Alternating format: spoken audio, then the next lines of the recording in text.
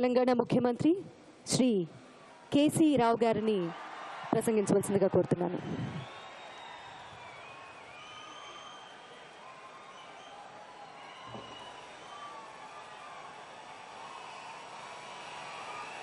గౌరవనీయులు మాననీయ ప్రధానమంత్రివర్యులు శ్రీ నరేంద్ర మోదీ గారు, ఆంధ్రప్రదేశ్ రాష్ట్ర ముఖ్యమంత్రివర్యులు గౌరవనీయులు చంద్రబాబు నాయుడు గారు, గౌరవ కేంద్ర మంత్రివర్యులు వెంకయ్య నాయుడు గారు, అశోక్ గజపతిరాజు గారు, నిర్మలా సీతారామన్ గారు, సుజనా చౌదరి గారు,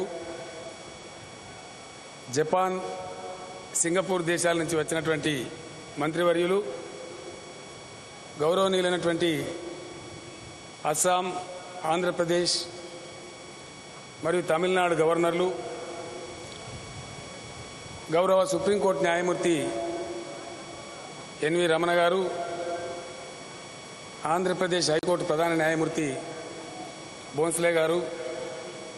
కేంద్ర మంత్రివర్యులు దత్తాత్రేయ గారు, సభలో ఆసీనులైనటువంటి పెద్దలకి, ప్రజలకి అందరికీ నా తరఫున, తెలంగాణ ప్రభుత్వం తరఫున, తెలంగాణ ప్రజల తరఫున హృదయపూర్వకమైనటువంటి విజయదశమి శుభాకాంక్షలు. పవిత్రమైనటువంటి విజయదశమి రోజున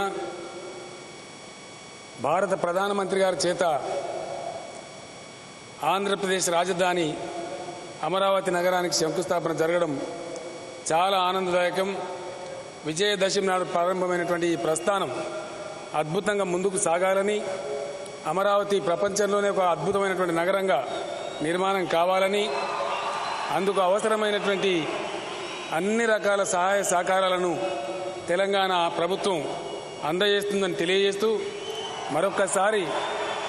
ముఖ్యమంత్రి చంద్రబాబు నాయుడు గారికి, ఆంధ్రప్రదేశ్ ప్రభుత్వానికి,